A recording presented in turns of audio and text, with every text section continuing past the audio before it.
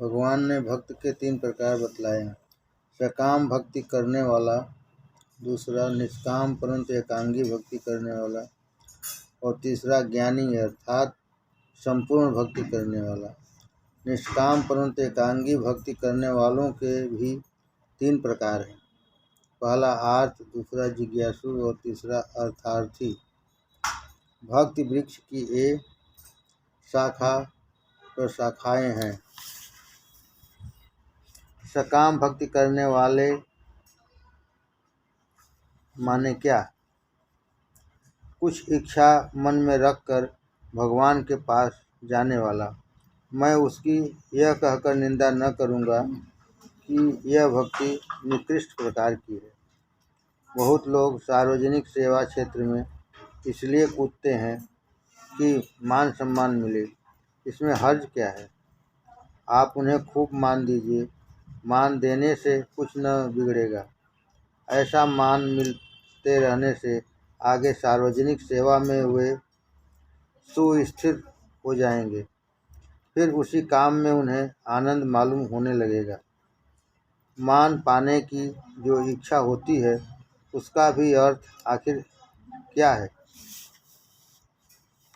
यही कि उस सम्मान से हमें विश्वास हो जाता है कि जो काम हम करते हैं वह उत्तम है। मेरी सेवा अच्छी या बुरी यह समझने के लिए जिसके पास कोई आंतरिक साधन नहीं है वह इस बाह्य साधन का सहारा लेता है। माँ ने बच्चे की पीठ ठोंक कर कहा शाबाश, तो उसकी तबीयत होती है कि माँ का और भी काम करूं। यही बात सकाम भक्त की है। सकाम भक्त सीधा परमेश्वर के पास जाकर कहेगा दो। सब कुछ परमेश्वर से मांगना कोई मामूली बात नहीं, यह असाधारण बात है। ज्ञानदेव ने नामदेव से पूछा, तीर्थ यात्रा के लिए चलते हो? नामदेव ने कहा, यात्रा किस लिए? ज्ञानदेव ने जवाब दिया, साधु संतों का समागम होगा। नामदेव ने कहा, जो भगवान से पूछ आता हूँ। नामदेव ने कहा, तो भगवान से पूछ आता हूँ। नामदेव मंदिर में जाकर भगवान के सामने खड़े हो गए। उनकी आंखों से आंसू बहने लगा। भगवान के उन समचरणों की ओर वे देखते रहे। अंत में रोते रोते उन्होंने पूछा, प्रभु क्या मैं जाऊं? ज्ञानदेव पास ही थे। इस नामदेव को क्या आप पागल कहेंगे? ऐसे लोग बहुत हैं जो घर में स्त्री न होने से रोते हैं, परंतु परमेश्वर के पास जाकर रोने वाला भक्त सकाम भले ही हो, असाधारण है। अब यह उसका अज्ञान समझना चाहिए कि जो वस्तु सचमुच मांगने योग्य है उसे वह नहीं मांगता, परंतु इसलिए उसकी सकाम भक्ति त्याज्य नहीं मानी जा सकती। स्त्रियां सुबह उठकर नाना प्रकार के व्रत आदि करती हैं, काकड़ा आरती करती हैं, तुलसी की परिक्रमा करती हैं। किस लिए? मरने के बाद परमेश्वर का अनुग्रह प्राप्त हो। उनके मन की ऐसी भोली धारणा हो सकती है, परंतु उनके लिए वे व्रत जप उपवास आदि अनुष्ठान करती हैं। ऐसे व्रतशील परिवार में महापुरुषों का जन्म होता है। तुलसीदास जी के कुल में रामतीर्थ उत्पन्न हुए। रामतीर्थ फारसी भाषा के पंडित थे। किसी ने कह दिया, तुलसी दास के कुल में जन्मे हो और तुम संस्कृत नहीं जानते। रामतीर्थ को यह बात चुभ गई। कुल स्मृति की यह कितनी सामर्थ्य है। इससे प्रेरित होकर वे संस्कृत के अध्ययन में जुट गए। स्त्रियां जो भक्ति भाव रखती हैं उसकी दिलग्गी न उड़ानी चाहिए। स्त्रियां जो भक्ति भाव रखती हैं उसकी दिलगी न उड़ानी चाहिए। जहाँ भक्ति का ऐसा एक एक कण संचित होता है, वहाँ तेजस्वी संतति उत्पन्न होती है। जहाँ भक्ति का ऐसा एक एक कण संचित होता है, वहाँ तेजस्वी संतति उत्पन्न होती है। इसीलिए भगवान कहते हैं, मेरा भक्त सकाम होगा तो भी उसकी भक्ति दृढ़ करूँगा, उसके मन में उलझन नहीं होने दूंगा। यदि वह मुझसे सच्चे हृदय से प्रार्थना करेगा कि मेरा रोग दूर कर दो, तो मैं उसके आरोग्य की भावना को पुष्ट करके उसका रोग दूर कर दूंगा, उसके मन में उलझन नहीं होने दूंगा। यदि वह मुझसे सच्चे हृदय से प्रार्थना करेगा, मेरा रोग दूर कर दो, तो मैं उसके आरोग्य की भावना को पुष्ट करके उसका रोग दूर कर दूंगा। किसी भी निमित्त से क्यों न हो, वह मेरे पास आएगा तो मैं उसकी पीठ पर हाथ फेर कर उसकी कद्र ही करूँगा। ध्रुव को ही देखो, पिता की गोद में बैठने न पाया तो उनकी माँ ने कहा, ईश्वर से स्थान मांग। वह उपासना में जुट गया, भगवान ने उसे अचल स्थान दे दिया। मन निष्काम न हो तो भी क्या, महत्व की बात तो यह है कि मनुष्य जाता किसके पास है, मांगता किससे है। महत्व की बात तो यह है कि मनुष्य जाता किसके पास है और मांगता किससे है। दुनिया के सामने हाथ न पसार कर ईश्वर से मांगने की वृत्ति बड़े महत्व की है। निमित्त कुछ भी हो, तुम भक्ति मंदिर में जाओ तो पहले यदि कामना लेकर भी जाओगे तो भी आगे चलकर निष्काम हो जाओगे। प्रदर्शनियाँ की जाती हैं, उनके संचालक कहते हैं, अजी आप आकर देखिए कैसी बढ़िया रंगीन महीन खादी बनने लगी है, जरा नए नए नमूने तो देखिए। मनुष्य आता है और प्रभावित होता है, यही बात भक्ति की है। भक्ति मंदिर में एक बार प्रवेश हो तो करो, फिर वहाँ का सौंदर्य और सामर्थ्य अपने आप मालूम हो जाएगी। स्वर्ग जाते हुए धर्मराज के साथ अंत में एक कुत्ता भी रह गया। भीम अर्जुन सब रास्ते में गल गए। स्वर्ग द्वार के पास धर्मराज से कहा गया, तुम आ सकते हो, परंतु कुत्ते की मनाही है। धर्मराज ने कहा, अगर मेरा कुत्ता नहीं आ सकता तो मैं भी नहीं आ सकता। अनन्य सेवा करने वाला कुत्ता भी क्यों न हो, दूसरे मैं करने वालों से तो वह श्रेष्ठ ही है। वह कुत्ता भीम अर्जुन से भी श्रेष्ठ साबित हुआ। परमेश्वर की ओर जाने वाला कीड़ा ही क्यों न हो, वह परमेश्वर की ओर न जाने वाले बड़े से बड़े व्यक्ति से श्रेष्ठ और महान है।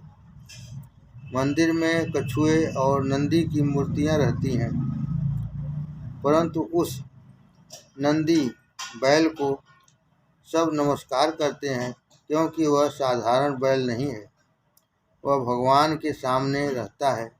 बैल होकर भी वह नहीं भूल सकते कि वह परमेश्वर का है। बैल होने पर भी यह नहीं भूल सकते कि वह परमेश्वर का है। बड़े बड़े बुद्धिमानों की अपेक्षा वह श्रेष्ठ है। भगवान का स्मरण करने वाला बावला जीव भी विश्व बंद हो जाता है। एक बार मैं रेल में जा रहा था। यमुना के पुल पर गाड़ी आई। पास बैठे एक आदमी ने बड़े पुलकित हृदय से उसमें एक थैला डाल दिया। पड़ोस में एक आलोचक महाशय बैठे थे, कहने लगे, पहले ही देश कंगाल है और ये लोग यों व्यर्थ पैसा फेंकते हैं। मैंने कहा, आपने उसके हेतु को पहचाना नहीं। जिस भावना से उसने ढेला पैसा फेंका, उसकी कीमत 2-4 पैसे होगी या नहीं। यदि दूसरे सत्कार्य के लिए पैसे दिए होते तो यह दान और भी अच्छा होता, किंतु इस बात का विचार पीछे करेंगे। परंतु उस भावनाशील मनुष्य ने तो इसी भावना से प्रेरित होकर यह त्याग किया है कि यह नदी यानी ईश्वर की करुणा ही बह रही है। इस भावना के लिए आपके अर्थशास्त्र में कोई स्थान है क्या? देश की एक नदी को देखकर उसका अंतःकरण द्रवित हो उठा। यदि इस भावना की आप कद्र कर सकें तो मैं आपकी देशभक्ति को परखूंगा। देशभक्ति का अर्थ क्या रोटी है? देश की महान नदी को देखकर यदि यह भावना मन में जगती है कि अपनी सारी संपत्ति इसमें डुबो दूं, इसके चरणों में समर्पण कर दूं, तो यह कितनी बड़ी देशभक्ति है। वह सारी धन दौलत, वे सब सफ़ेद लाल पीले पत्थर, कीड़ों की विष्ठा से बने मोती मूंगा, इन सब की कीमत पानी में डुबो देने लायक ही है। परमेश्वर के चरणों में के आगे यह सारी धूल तुच्छ समझो। आप कहेंगे कि नदी का और परमेश्वर के चरणों का क्या संबंध? आपकी सृष्टि में परमेश्वर का कुछ संबंध है भी। नदी है ऑक्सीजन और हाइड्रोजन, सूर्य है गैस की बत्ती का एक बड़ा सा नमूना। उसे नमस्कार क्या करें? नमस्कार करना होगा तो सिर्फ आपकी रोटी को। फिर उस रोटी में भला क्या है? वह भी तो आखिर एक सफ़ेद मिट्टी ही है। उसके लिए क्यों इतनी बार टपकाते हो? उसके लिए फिर इतनी लार टपकाते हो? क्यों टपकाते हो? इतना बड़ा यह सूर्य उगा है, ऐसी यह सुंदर नदी बह रही है। इनमें यदि परमेश्वर का अनुभव न होगा तो फिर होगा कहाँ? अंग्रेज कवि वर्ड्सवर्थ बड़े दुख से कहता है, पहले जब मैं इंद्रधनुष देखता था तो नाच उठता था, हृदय हिलोरे मारने लगता था, पर आज मैं क्यों नहीं नाच उठता? पहले की जीवन माधुरी खोकर कहीं मैं पत्थर तो नहीं बन गया? सारांश यह कि सकाम भक्ति अथवा गंवार मनुष्य की भावना का बड़ा महत्व है। अंत में इससे महान सामर्थ्य पैदा होती है। जीवधारी कोई भी और कैसा ही हो, वह जब एक बार परमेश्वर के दरबार में आ जाता है तो फिर मान्य हो जाता है। आग में किसी भी लकड़ी को डालिए, वह जल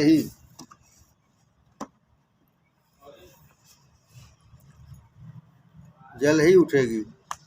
परमेश्वर की भक्ति एक अपूर्ण साधना है। परमेश्वर की भक्ति एक अपूर्व साधना है। परमेश्वर सकाम भक्ति की भी कद्र करेगा। बाद में वह भक्ति निष्कामता और पूर्णता की ओर चली जाएगी। निष्काम भक्ति के प्रकार और पूर्णता। सकाम भक्त हमने देखा, अब निष्काम भक्त देखें। इसमें भी और 2 प्रकार हैं, एकांगी और पूर्ण। एकांगी के 3 प्रकार हैं। उनमें पहला है आर्त भक्तों का आर्त होता है, दया प्रार्थी, भगवान के लिए रोने चिल्लाने और छटपटाने वाला, जैसे नामदेव। वह इस बात के लिए उत्सुक, व्याकुल, अधीर, आतुर रहता है कि कब भगवान के प्रेम रस का पान करूँगा, कब उससे गले लिपटकर जीवन को कृतार्थ करूँगा, कब उसके चरणों में अपने को डालकर धन्य होऊंगा। प्रत्येक कार्य में वह यह देखेगा सच्चाई, हार्दिकता, व्याकुलता, प्रेम उसमें है या नहीं। दूसरा प्रकार है जिज्ञासुओं का। आजकल अपने देश में इस श्रेणी के भक्त बहुत नहीं हैं। इस कोटि के भक्तों में कोई गौरी शंकर पर बार बार चढ़ेंगे और मरेंगे, कोई उत्तर ध्रुव की खोज में निकलेंगे और अपनी खोज के फल कागज पर लिखकर उन्हें बोतल में बंद करके पानी में छोड़कर मर जाएंगे। कोई ज्वालामुखी के गर्भ में उतरेंगे। अभी तो हिंदुस्तानियों के लिए मौत एक हौवा बन बैठी है। परिवार के भरण पोषण से बढ़कर कोई पुरुषार्थ ही नहीं रहा है। जिज्ञासु भक्त के पास अदम्य जिज्ञासा होती है। वह प्रत्येक वस्तु के गुण धर्म की खोज करता है। मनुष्य जैसे नदी मुख के द्वारा अंत में समुद्र को पा जाता है, उसी तरह वह जिज्ञासु भी अंत में परमेश्वर को प्राप्त कर लेगा। तीसरा प्रकार है अर्थार्थियों का। अर्थार्थी का अर्थ है प्रत्येक बात में अर्थ देखने वाला। अर्थ का मतलब पैसा नहीं, बल्कि हित कल्याण है।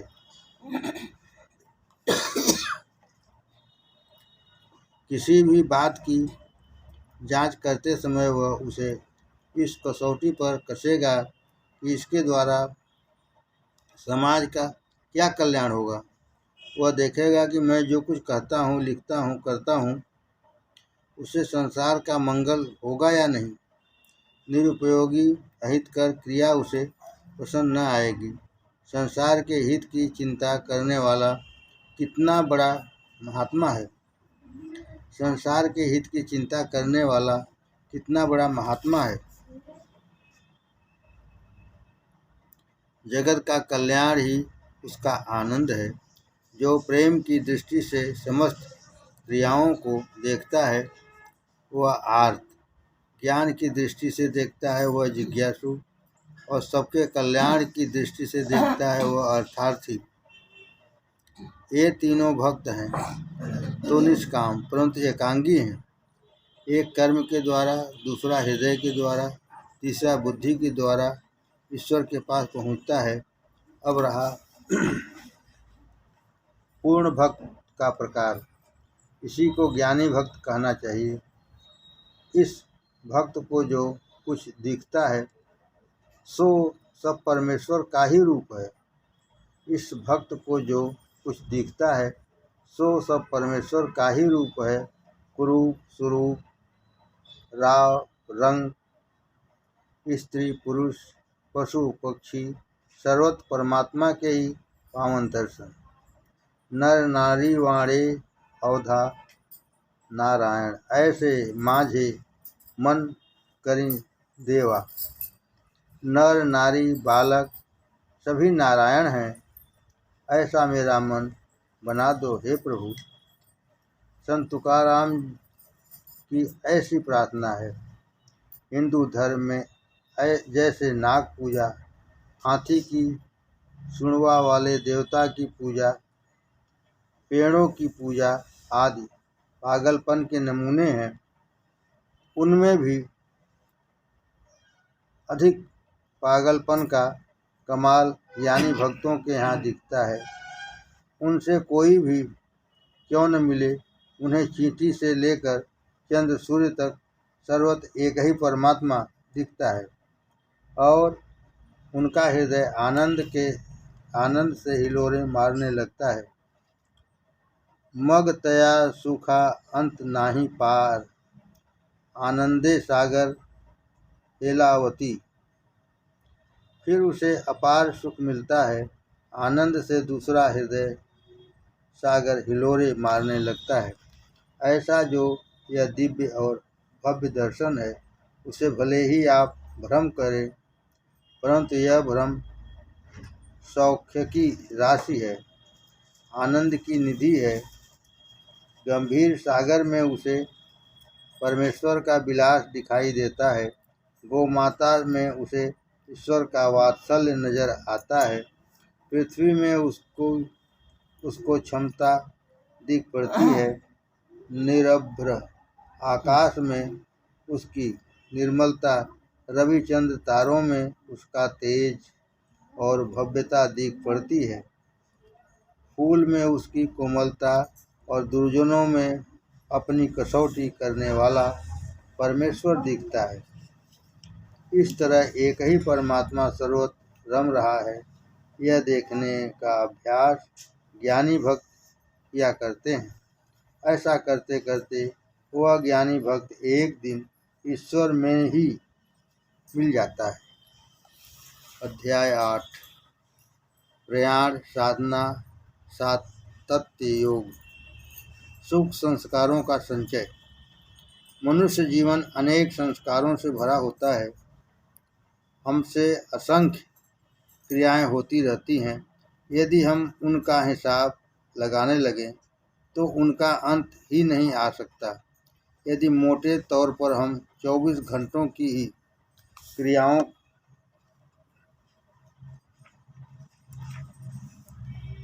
क्रियाओं को देखने लगें तो उनकी गिनती भी बहुत अधिक होगी। खाना पीना, बैठना, सोना, चलना फिरना, काम करना, लिखना, बोलना, पढ़ना, इनके अलावा नाना प्रकार के स्वप्न, राग द्वेष, मानापमान, सुख दुख आदि अनंत प्रकार दिखाई देंगे। इन सब के संस्कार हमारे मन पर होते रहते हैं। अतः मुझसे यदि कोई पूछे कि जीवन किसे कहते हैं तो मैं उसकी व्याख्या करूँगा, संस्कार संचय। अगर मुझसे कोई पूछे कि जीवन किसे कहते हैं तो मैं उसकी व्याख्या करूँगा, संस्कार संचय। संस्कार अच्छे भी होते हैं, बुरे भी। दोनों का प्रभाव मनुष्य के जीवन पर पड़ता रहता है। बचपन की क्रियाओं की तो हमें याद भी नहीं रहती। सारा बालपन इस तरह मिट जाता है जैसे स्लेट पर लिखकर पोंछ दिया गया। पूर्व जन्म के संस्कार तो बिल्कुल ही साफ पोंछ दिए जैसे हो जाते हैं। यहाँ तक कि इस बात की भी शंका उठ सकती है कि पूर्व जन्म था ही या नहीं। जब इस जन्म का ही बचपन याद नहीं आता तो फिर पूर्व जन्म की बात ही क्या। पूर्व जन्म को जाने दीजिए, हम इसी जन्म का विचार करें। जितनी क्रियाएं हमें याद रहती हैं उतनी ही होती हैं, सो बात नहीं। क्रियाएं अनेक होती हैं और ज्ञान भी अनेक, परंतु ये क्रियाएं और ज्ञान मिटकर अंत में कुछ संस्कार ही बच जाते हैं। रात को सोते समय दिन की सब क्रियाओं को यदि हम याद करने लगें तो भी याद नहीं आती। याद कौन सी क्रियाएं आती हैं?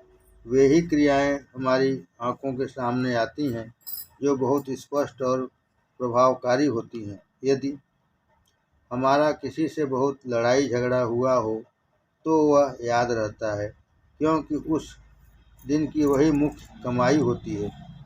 मुख्य और स्पष्ट क्रियाओं के संस्कार मन पर बड़े गहरे हो जाते हैं। मुख्य क्रिया याद रहती है, शेष सब फीकी पड़ जाती है।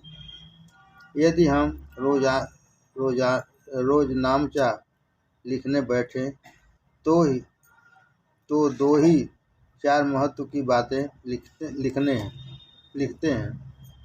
यदि हम रोज नामचा लिखने बैठें तो दो ही चार महत्व की बातें लिखते हैं। यदि प्रतिदिन के ऐसे संस्कारों को लेकर एक हफ्ते का हिसाब लगाने लगे तो और भी कई बातें उनमें से निकल जाएंगी और सप्ताह की मुख्य घटनाएं ही बच जाएंगी। पिछले महीने का हिसाब लगाने बैठे तो उतनी ही बातें हमारे सामने आएंगी जो उस महीने में मुख्य रही होंगी। इसी तरह फिर 6 महीना, साल, 5 साल का हिसाब लगाएं तो बहुत थोड़ी खास खास बातें याद रहेंगी और उन्हीं के संस्कार बनेंगे। असंख्य क्रियाओं और अनंत ज्ञानों के होने पर भी अंत में मन के पास बहुत थोड़ी बचत रहती है। वे विभिन्न कर्म और ज्ञान आए और अपना काम करके समाप्त हो गए। उन सब कर्मों के 5-10 दृढ़ संस्कार ही शेष रह जाते हैं। ये संस्कार ही हमारी पूंजी है। हम जीवन रूपी व्यापार करके सिर्फ संस्कार रूपी संपत्ति कमाते हैं। हम जीवन रूपी व्यापार करके सिर्फ संस्कार रूपी संपत्ति कमाते हैं। जिस प्रकार व्यापारी रोज का, महीने का और साल भर का जमा नाम करके अंत में लाभ या हानि एक ही आंकड़ा निकालता है, ठीक वही हाल जीवन का होता है। अनेक संस्कारों का जमा नाम होते होते अंत में एक अत्यंत छोटी और सीमित रोकड़ बाकी बच जाती है। जब जीवन की अंतिम घड़ी आती है तब जीवन की यह रोकड़ बाकी आत्मा याद करने लगता है। जन्म भर में क्या किया, इसकी याद आने पर उसे सारी कमाई 2-4 बातों में दिख पड़ती है। इसका यह अर्थ नहीं कि अन्य सब कर्म और ज्ञान व्यर्थ चले गए, उनका काम पूरा हो गया। हजारों प्रकार के लेन देन के बाद अंत में कुछ 5,000 का घाटा या 10,000 का नफा, इतना ही सार व्यापारी के हाथ लगता है।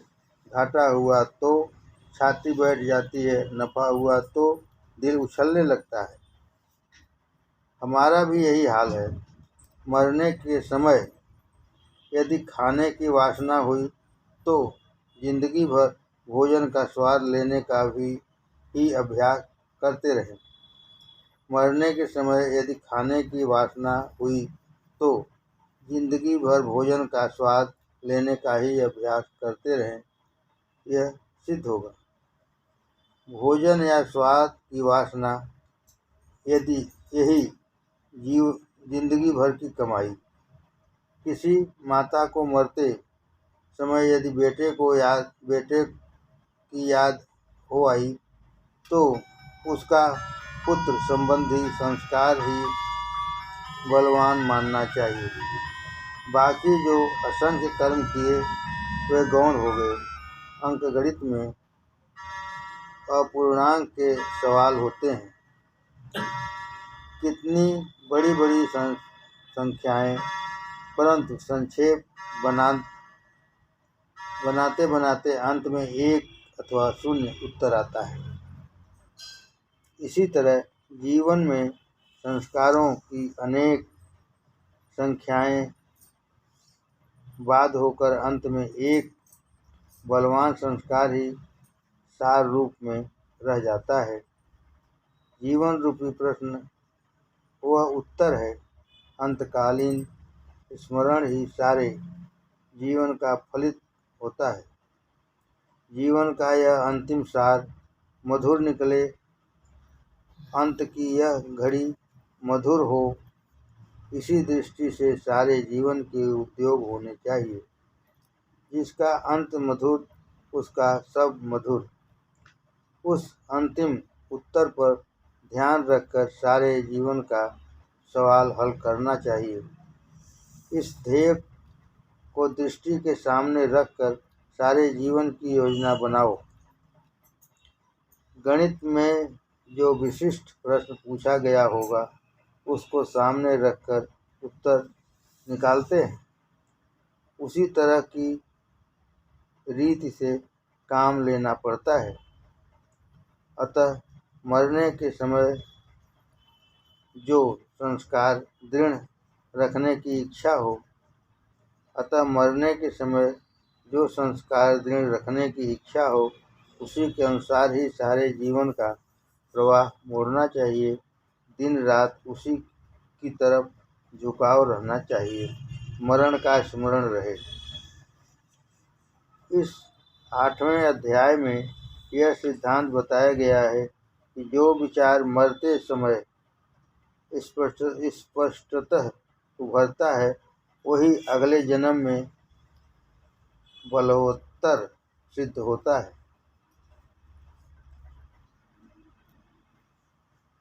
जो विचार मरते समय स्पष्टतः उभरता है वही अगले जन्म में बलवत्तर सिद्ध होता है।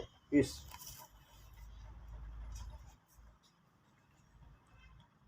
पाथेय को साथ लेकर जीव आगे की यात्रा के लिए निकलता है। आज के दिन की कमाई लेकर नींद के बाद हम कल का दिन शुरू करते हैं, उसी तरह इस जन्म के पाथेय को लेकर मरण रूपी बड़ी नींद के बाद फिर हमारी यात्रा शुरू होगी। इस जन्म का जो अंत है वही अगले जन्म का आरंभ है। अतः सदैव मरण का स्मरण रख कर चलो। मरण का स्मरण रखने की जरूरत इसलिए भी है कि मृत्यु की भयानकता का मुकाबला किया जा सके, उसका उपाय निकाला जा सके। एक नाथ महाराज की एक कहानी है। एक सज्जन ने उनसे पूछा, महाराज आपका जीवन कितना सादा, कितना निष्पाप है, हमारा जीवन ऐसा क्यों नहीं? आप कभी गुस्सा नहीं होते, किसी से लड़ाई झगड़ा नहीं, टंटा बखेड़ा नहीं, कितने शांत, कितने प्रेम पूर्वक, कितने पवित्र हैं आप। एक नाथ ने कहा, अभी मेरी बात छोड़ो, तुम्हारे संबंध में मुझे एक बात मालूम हुई है।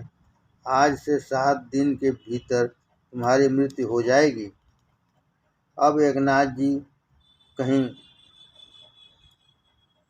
कही बात को झूठ कौन मानता? अब एक नाथ की कही बात को झूठ कौन मानता? 7 दिन में मृत्यु, सिर्फ 168 ही घंटे बाकी रहे। हे भगवान, यह क्या अनर्थ! वह मनुष्य जल्दी जल्दी घर दौड़ गया। कुछ सूझ नहीं पड़ता था। आखिरी समय निकट होने का आभास मिलने पर मनुष्य जो तैयारी करने लगता है वह सब यह भी कर रहा था। वह बीमार हो गया, बिस्तर पर पड़ गया। 6 दिन बीत गए। 7वें दिन एक नाथ उससे मिलने आए। उसने नमस्कार किया। एक नाथ ने पूछा, क्या हाल है? उसने कहा, बस अब चला। नाथ जी ने पूछा, इस 6 दिनों में कितना पाप हुआ? पाप के कितने विचार मन में आए? वह आसन्न मरण व्यक्ति बोला, नाथ जी, पाप का विचार करने की तो फुर्सत ही नहीं मिली। मौत सतत आंखों के सामने खड़ी रही। नाथ जी ने कहा, हमारा जीवन इतना निष्पाप क्यों है? इसका उत्तर अब मिल गया न। मरण रूपी शेर सदैव सामने खड़ा रहे तो फिर पाप सूझेगा कैसे? पाप करने के लिए भी निश्चिंतता चाहिए। मरण का सदैव स्मरण रखना पाप से मुक्त होने का उपाय है। मरण का सदैव स्मरण रखना पाप से मुक्त होने का उपाय है। यदि मौत सामने दिखती है रहे तो फिर मनुष्य किस बल का पाप करेगा?